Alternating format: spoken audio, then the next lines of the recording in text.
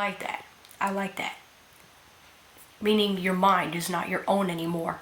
You can't think the way you want to think. You can't have all those evil thoughts in your mind.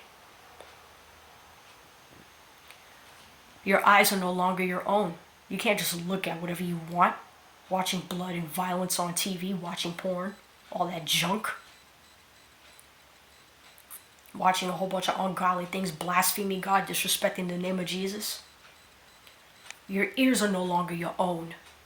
You can't listen to whatever you want. We need to listen to the music that God tells us to listen to, because we serve Him now and not us.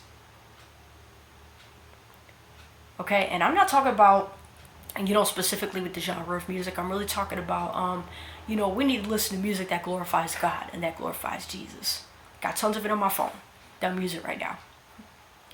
Your mouth is no longer your own. You can't walk around saying whatever you want. Talking, like I said, talking nasty to folks, cursing people out. We gotta stop that. And speaking of being careful what you say, the Bible also says that, the Holy Scriptures also says that death and life is in the power of the tongue. So we gotta be careful what we say. If we're just walking around talking nasty to people and then wonder why we're not getting respect and demons is in our life just letting us go through it, maybe you probably need to learn to just keep your mouth quiet and stop talking at times. Because let me tell you something about I'm going to give a real good example, even though this is scary. Look at these criminals, the way they behave. You ever notice that some of these criminals, they don't say much? They just do it? Yeah. Us, on the other hand, we need to be harmless, as wise as serpents, but harmless as doves. And our bodies are no longer our own. We can't just do what we want with it. Even if we're married, or we're single, we can't be doing oral and anal copulation. That's disgusting. Okay? We can't be, masturbating and all this junk. That's disgusting. Okay? We can't do what we want with our bodies just because the system of the world tells us it's okay. We can't. Now, I know some people are going to say, oh, the marriage bed is undefiled. Sir, ma'am, in other versions it says, let the marriage bed be kept undefiled. And all this oral and anal sex that a lot of people are doing today, even Christians, married Christian couples, okay? You ever notice that, even way back in ancient times, the people that used to do that were people that worship idols, people that were in temple prostitution, whores, prostitutes, harlots, even those that worship Baal. Because when it comes to Baal worship, if you look it up, they used to call him the Lord of the open holes. That's what Baal, worshiping Baal means. And Jezebel, that's one of the reasons why the Jezebel was so evil, because she worshipped all these different idols. Baal, she worshipped goddess, she had goddess worship. Because Jezebel, when she had that in her native land, in Phoenicia, in Sidonia, her father murdered his way to the throne. Her father was a murderer, and I think her father was a high priest. I think he was into witchcraft. He murdered people. And Jezebel, she was evil like her father, and her sons, especially her daughter, was evil like her. Oh man, she murdered her way to the throne. Athaliah, man. Yeah, so Jezebel, and she did a whole bunch of evil stuff, man. Forcing Israelite Jewish parents to surrender their children to die on the altars. Killing people, bathing in their blood. Feeding human meat to dogs. I guess that's one of the reasons why her punishment, she got eaten up by dogs. We all know the story of her death.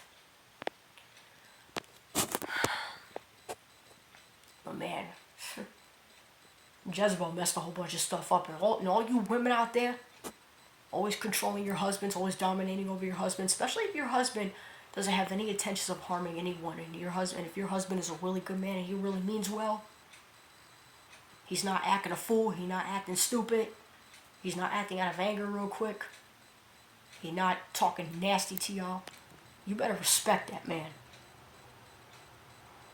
If your husband is not into oral and anal and all that garbage, you need to respect that man, sister. Respect and honor and obey your husband. And I know that goes against probably what a lot of women believe today. But I think also one of the reasons why that women, modern women, way back a long time ago, sometimes they were getting mistreated and abused by men. And guys, don't get me wrong, I understand that sometimes, our past, it really takes a toll and a hold on us. I get it. But at the end of the day, it's just not an excuse to keep hatred in your heart. Even though people that have gone through more stuff, it could build up a lot easily. I get that. But it's still very important to hand those things over to God because He can fix it up. There was times when I was struggling with some things, and God really had to, fix me up. But it's like when I surrender to God, at things kind of get easier, even though I'm still going through certain things. Yeah, so spiritual hazards, we got to be careful with that, you guys. Oh, and being a Jezebel, yeah, that's a spiritual hazard too.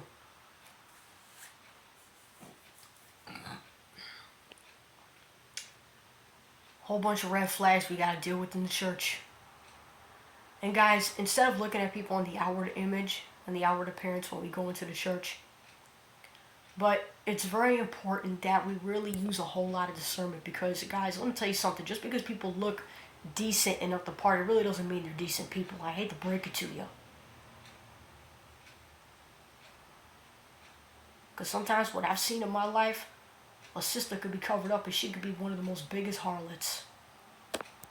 That's why you can't always make assumptions of anybody.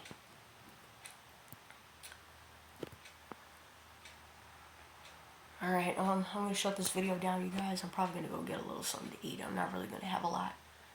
I should be getting back to that little mini-series of Islam taking over America. I thought about, recording another video that I want you guys to listen to of one of my subscribers. I forgot what his name was. Well, peace out, you guys. Love you guys. God bless. We need to get back to praying for people and evangelizing to people. And we need to start living holy so that people could start wanting the salvation that we have. Guys, we need to stop being hypocrites. We need to stop acting mean towards people, guys. We need to stop it.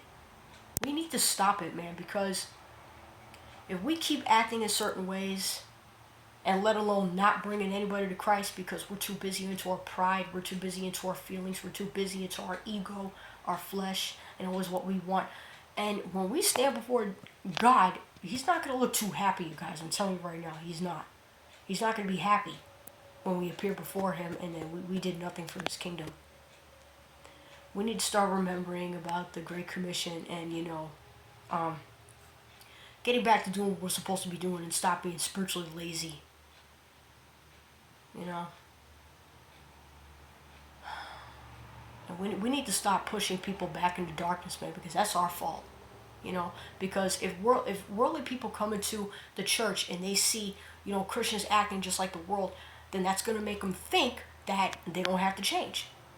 And that's our fault. It's our fault whether we believe it or not because we're responsible because we know better. And on top of that, that makes God look bad. And God doesn't want nobody to go to the lake of fire. God don't want nobody to go to hell, man. Nobody. Because God originally made hell for the fallen angels and all those monsters that they created. That's right. So, I'm going to let you guys go. My heart is still grieving over some things. Sometimes I just feel like crying, but thinking about the state of the modern church and how people don't want to get to know Christ because our flesh is in the way, man. Our flesh is in the way and we're responsible, and God's not too happy about this, man. He's really not. Even though God is patient and long-suffering. Peace out.